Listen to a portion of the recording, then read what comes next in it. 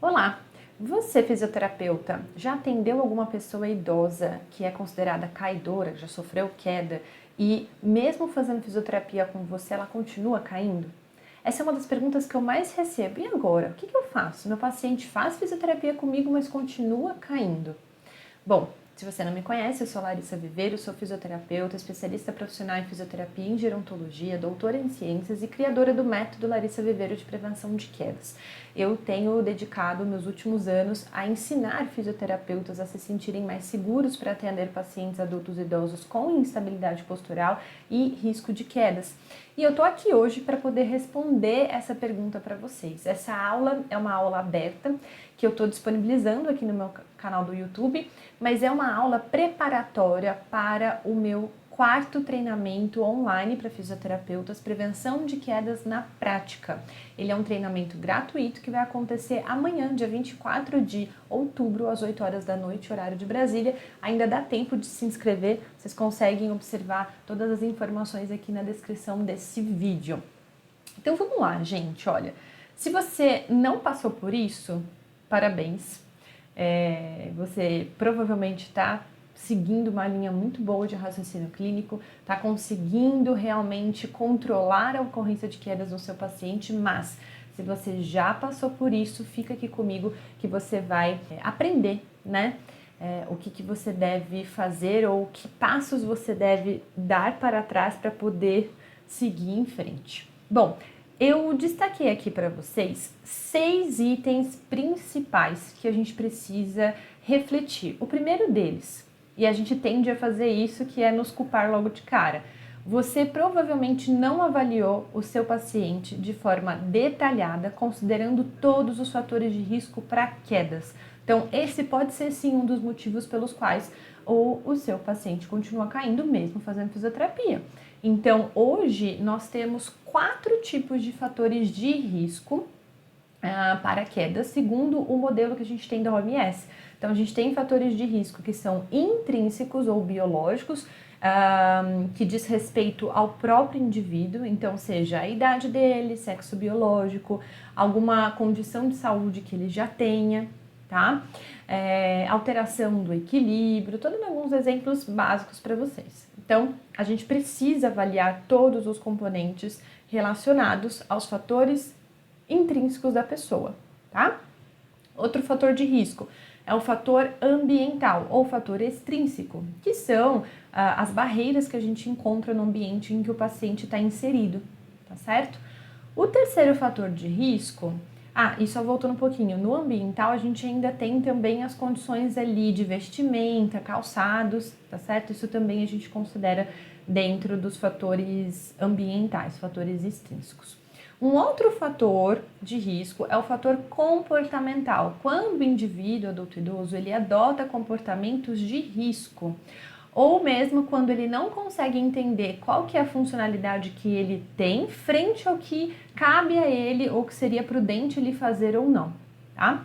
E um quarto e último fator de risco, que é o fator socioeconômico. Então esse a gente não tem muito poder de modificar, tá? Porque são as condições sociais e condições econômicas que o paciente tem. Então, dependendo do bairro onde ele mora, da vizinhança onde ele está inserido, a gente tem mais barreiras ou não e tem mais risco ou não para a ocorrência da queda em si, tá? Então, avaliar todos os fatores de risco para quedas é importantíssimo. Se você não avaliou, pode ser esse um dos motivos pelos quais o seu paciente continua caindo. Então, volta um pouquinho na sua avaliação, dá uns 2 passos para trás, avalia bem todos os fatores de risco e aí você pode seguir em frente.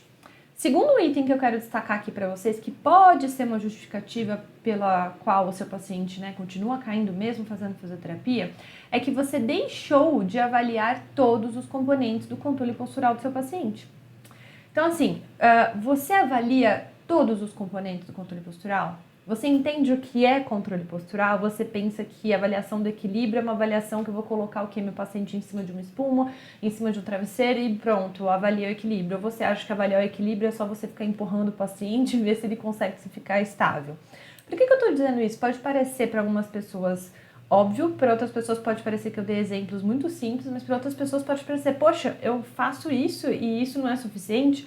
Então, assim, nós temos vários componentes do controle postural e subcomponentes desse controle. Para vocês terem uma ideia, nós temos sistemas motores, e quando eu falo de sistemas motores, a gente está falando ali de sistema músculo-esquelético como um todo. A gente está falando de equilíbrio semi-estático, que é a condição que uma pessoa é capaz de ficar estável, parada, na posição parada.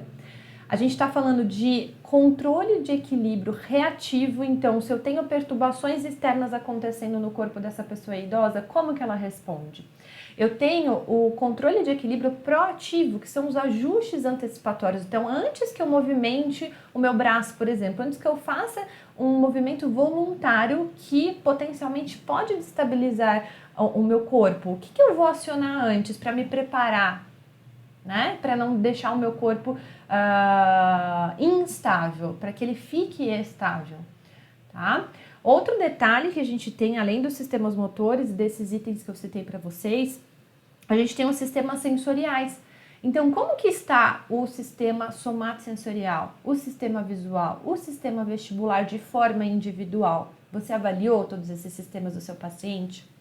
Como que está a integração desses três sistemas? Tá? Outro detalhe é o equilíbrio dinâmico, a marcha. Então, eu preciso avaliar a marcha e eu tenho alguns controles também durante a marcha. Então, como que é a velocidade de marcha do meu paciente? Qual que é a qualidade dessa marcha enquanto ele está andando? Tá? Eu preciso avaliar também de que forma eu tenho ajustes durante a marcha. Né? A marcha passando sobre obstáculos, por exemplo. O paciente tem reação de proteção ou não? E a gente precisa entender também um outro componente principal, que é a influência cognitiva sobre o controle postural. Tá? Já ouviram falar do teste de velocidade de marcha com dupla tarefa? Ou o Timed Up and Go Test, o TUG, com dupla tarefa? Então é justamente isso, eu quero entender o quanto a cognição, essa dupla tarefa cognitiva, ela custa para o meu controle postural. Porque quando eu estou dividindo a minha atenção, eu posso deixar de equilibrar bem o meu corpo. De forma simples seria isso. Então percebam que a gente tem muitos componentes e subcomponentes do controle postural, que se você deixar de avaliar e entender aonde está o problema do seu paciente, você pode ter comido um pouco de bola aí, e aí o seu paciente continua caindo por causa disso. Por quê? Vou dar um exemplo. Vamos supor, tô fazendo aqui uns rabiscos enquanto eu explico para vocês. Então, vamos supor que o paciente de vocês tenha alteração na integração sensorial, muito possivelmente por alteração ali principal em sistema somatosensorial. E aí, enfim, você verificou outras alterações também em outros sistemas, mas o principal é esse. E aí você faz o quê? Bom, o sistema somatosensorial você não tinha avaliado, né? Eu tô supondo que esse é o problema principal do seu paciente, mas aí como você não tinha avaliado e você sabe que tem que treinar equilíbrio para prevenir quedas, você começou a colocar o seu paciente o tempo todo em superfície instável. Então você ficou fazendo treino em cima de uma bola, um treino em cima daquele disco cheio, proprioceptivo, em cima de um travesseiro, enfim. E aí você não está dando condições para o sistema somatosensorial do seu paciente ser treinado. Na verdade, você está deixando ele impreciso o tempo todo. Então, percebe que deixar de avaliar os componentes do controle postural, você perde informação e você pode não ser assertivo na condução do caso do seu paciente? Bom, esse é o segundo item, tá? Então, precisamos avaliar todos os componentes do controle postural para que a gente consiga realmente prevenir quedas aí. Terceiro item aqui que eu quero destacar para vocês. Bom, a gente já se culpou aqui no primeiro e segundo item, coisas que nós poderíamos ter falhado. No terceiro item, o que eu quero trazer para vocês? O paciente não colabora com as informações que você está passando para ele, não colabora com as orientações que você passa. Então, é aquele paciente que você já identificou que ele tem comportamentos de risco, você fez uma baita de uma avaliação, você pediu para ele algumas colaborações e ele continua se expondo ao risco, ele continua não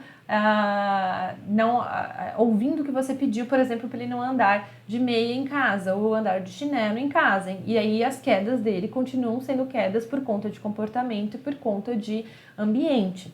Então, esse terceiro item, a gente não tem muito poder de controle sobre ele, mas a gente precisa tentar o máximo possível fazer um trabalho em conjunto. Então, é você sentar e você dividir responsabilidades com o seu paciente, tá? Pode parecer simples do jeito que eu tô falando aqui, mas às vezes a gente esquece disso, a gente toma a responsabilidade só pra gente, a gente acha que só nós temos culpa, vamos dizer, pela queda que está acontecendo com ele, e não, a gente é uma equipe, eu sempre falo isso para os meus pacientes, então eu não sou uma equipe só com os outros profissionais que cuidam dele, mas eu sou uma equipe junto com ele, junto com o cuidador, junto com o familiar, então é algo que a gente precisa reforçar e conversar constantemente, e aí a gente dividir essa responsabilidade. Bom, eu já mostrei que isso aqui é um risco. Se o senhor colocou na balança, ou a senhora, né, e quer continuar seguindo por esse caminho, tudo bem. Mas pode ser que mesmo que conforme você esteja querendo fazer isso contra o que eu estou orientando, você vai sofrer mais quedas. Então a gente precisa deixar isso muito bem claro dentro, né, dessa conversa em equipe que a gente precisa ter. O quarto item que eu quero destacar para vocês é a pouca adesão ao tratamento com pouca colaboração dos familiares e cuidadores, que ela está, de certa forma, um pouco interligada com o terceiro item. Por quê? Uma coisa é o paciente não colaborar com as orientações, não seguir suas orientações. Outra coisa também é ele não entender a necessidade de fazer fisioterapia ou não, então ele vai aderir pouco, né?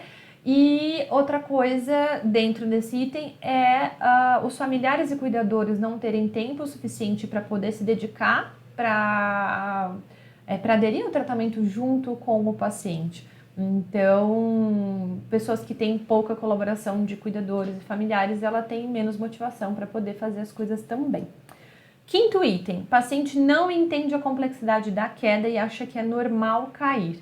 Então, esse ponto, ele precisa ser debatido e discutido com todas as pessoas. Não é só com o seu paciente que continua caindo, mas é algo que a gente ainda tem que lutar muito e trabalhar muito na nossa cultura para que as pessoas entendam que queda não é um acidente doméstico, que queda não é uma coisa boba, que queda não é algo que, tipo, caiu, é normal, pessoa idosa cai mesmo. Não.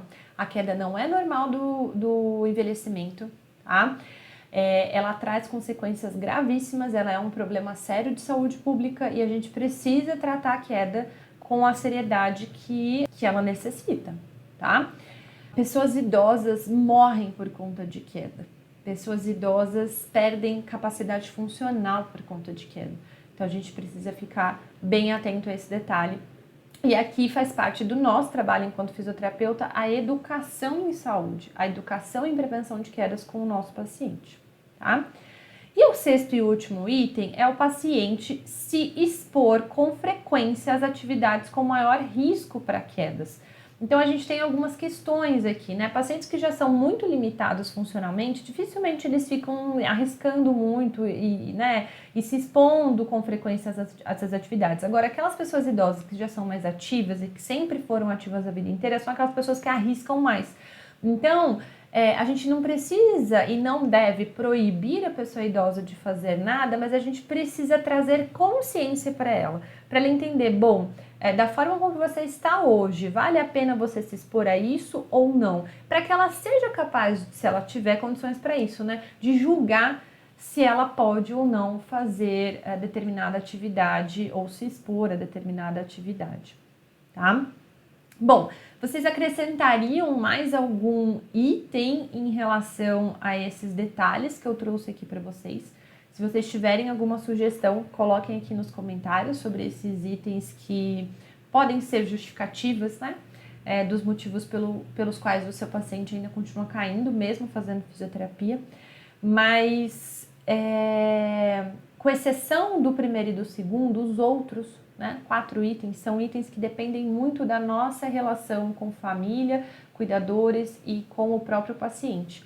Então, a gente precisa colocar o paciente no centro do cuidado, a gente precisa dividir responsabilidades. Eu estou batendo muito nessa tecla porque é importante isso mesmo.